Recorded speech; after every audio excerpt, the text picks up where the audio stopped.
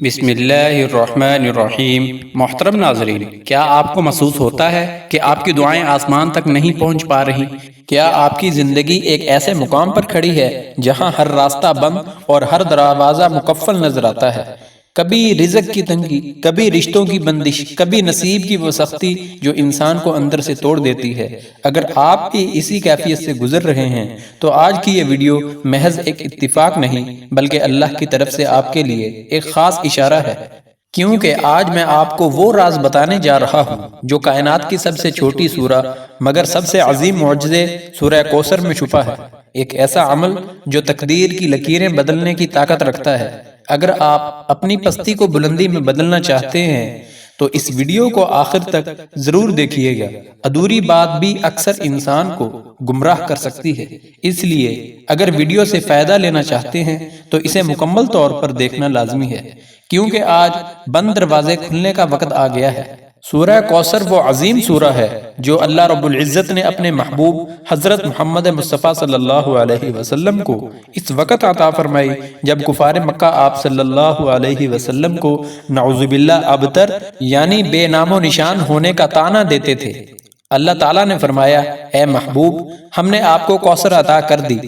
کوثر کا مطلب ہے کثرت، وہ بھلائی جس کی کوئی حد نہیں۔ مفسرین فرماتے ہیں کہ کوثر جنت کی وہ نہر ہے جس کے جام پینے کے بعد کبھی پیاس نہیں لگے گی، لیکن روحانی طور پر کوثر سے مراد وہ برکت ہے جو تھوڑے کو بہت کر دیتی ہے۔ ایک مشہور اسلامی واقعہ یاد کیجئے کہ جب صحابہ کرام سخت مشکلات میں ہوتے تو وہ قرآن کی آیات سے فیض پاتے۔ صحابہ کرام کی زندگی قرآن مجید کے ساتھ جڑی ہوئی تھی۔ مشکلات، خوف اور آزمائش کے وقت وہ قرآن کی آیات سے سکون اور قوت حاصل کرتے تھے۔ اس کی ایک نہایت مشہور اور مستند مثال غزوہ بدر کے بعد کے حالات ہیں، اور اس موقع پر خوف کے وقت پڑھی جانے والی آیات سے ملتی ہے۔ حضور اکرم صلی اللہ علیہ وسلم نے فرمایا، جس نے مجھ پر ایک بار درود بھیجا اللہ اس پر 10 رحمتیں نازل فرماتا ہے۔ ذرا سوچئے، جب آپ درود ابراہیمی کے حصار میں سورہ کوثر کی تلاوت کریں گے تو عرش الہی سے رحمتوں کا نزول کیسے ممکن نہیں؟ اللہ تو خود فرماتا ہے کہ مجھ سے مانگو میں دوں گا۔ فرمان باری تعالیٰ ہے کہ وقال ربکم ادعونی استجب لکم، اور جب مانگنے کا ذریعہ وہ سورہ ہو جو اللہ نے اپنے حبیب کی دلجوئی کے لیے اتاری تو پھر مانگنے والے کا دامن کبھی خالی نہیں رہتا۔ اگر آپ کے رزق میں برکت نہیں ہے تو یاد رکھیں کہ اللہ کے خزانوں میں کوئی کمی نہیں، کمی ہمارے مانگنے کے طریقے اور یقین میں ہے۔ حضرت جبرائیل علیہ السلام جب وحی لاتے تھے تو وہ نور کا پیغام ہوتا تھا۔ آج یہ عمل بھی آپ کی زندگی میں اسی نور کو واپس لانے کے لیے ہے۔ آپ کی پریشانی چاہے قرض کا پہاڑ ہو، بیماری ہو یا گھر میں بے سکونی، سورہ کوثر کی یہ 3 آیات کائنات کے ہر تالے کی چابی ہیں۔ یہ وہ اسم اعظم کی تاثیر رکھتی ہیں جو انسان کے مقدر کو جگا دیتی ہیں۔ اب آئیے اس خاص وظیفے کی طرف چلتے ہیں جس نے ہزاروں کی زندگی بدل دی۔ اس عمل کے لیے سب سے بہترین وقت فجر کی نماز کے بعد کا ہے، کیونکہ اس وقت پوری کائنات اللہ کی تسبیح میں مصروف ہوتی ہے اور فرشتے رزق تقسیم کر رہے ہوتے ہیں۔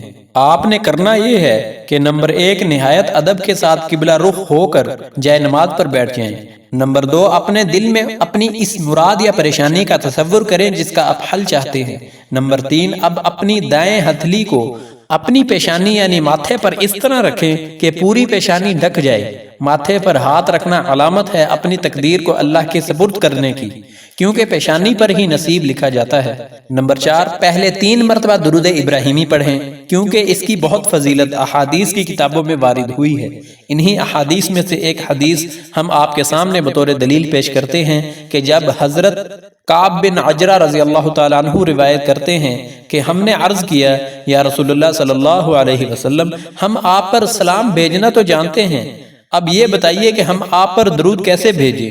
تو آپ صلی اللہ علیہ وسلم نے فرمایا، کہو اللہم صلی علی محمد وعلی آل محمد کما صلیت علی ابراہیم وعلی آل ابراہیم انکا حمید مجید، اللہم بارک علی محمد وعلی آل محمد کما بارکت علی ابراہیم وعلی آل ابراہیم انکا حمید مجید۔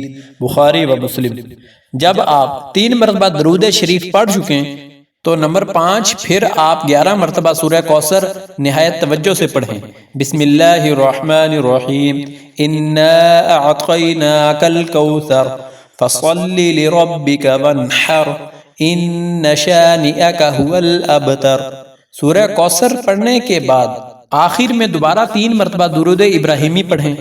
اگر آپ کی حاجت بڑی ہے تو آپ اس عمل کو 121 مرتبہ بھی کر سکتے ہیں، اور اگر حاجت چھوٹی ہے، جیسے صرف سکون چاہیے یا چاہتے ہیں کہ صرف گھریلو تنگی دور ہو جائے، تو تب آپ اول آخر 3 بار درود پاک کے علاوہ 100 مرتبہ سورہ کوثر پڑھیں۔ مگر وظیفہ کرتے وقت دل میں اس حاجت کی نیت ضرور رکھیں کہ میں فلاں مقصد کے لیے وظیفہ کر رہا ہوں۔ اکثر وظائف اسی لیے کوئی نتیجہ نہیں دیتے کہ انہیں توجہ کے ساتھ نہیں پڑھا جاتا، بلکہ بے دلی اور بغیر توجہ کے پڑھا جاتا ہے۔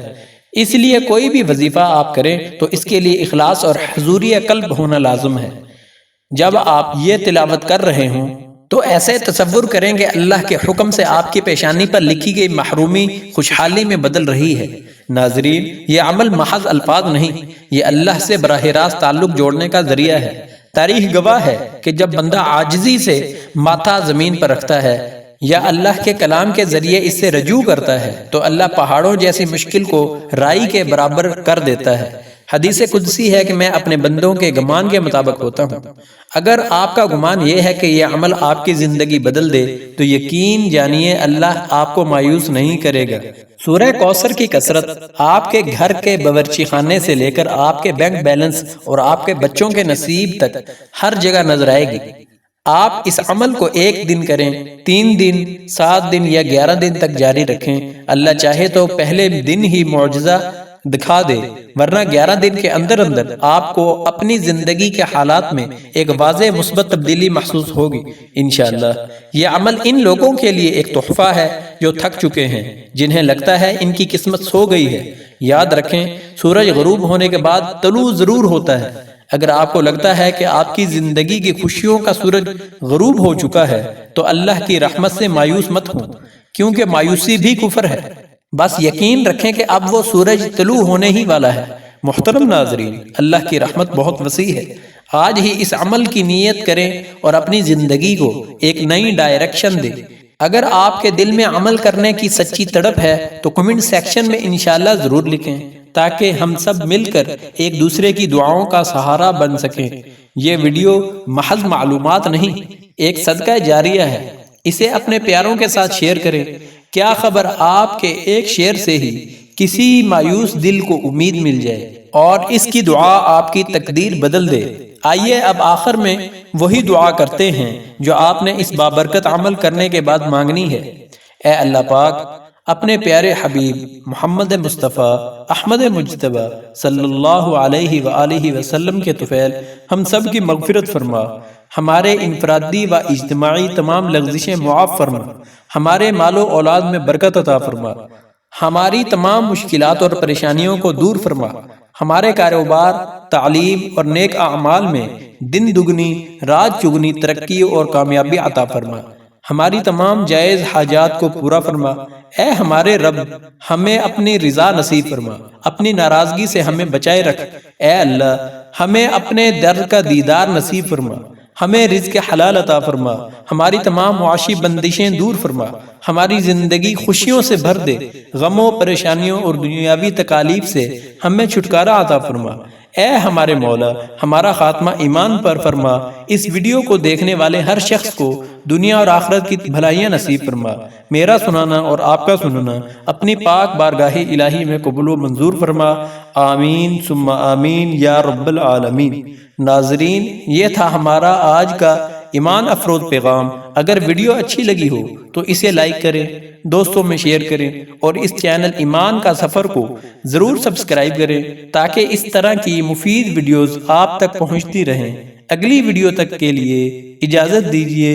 اللہ پاک ہم سب کا حامی و ناصر ہو۔ آمین۔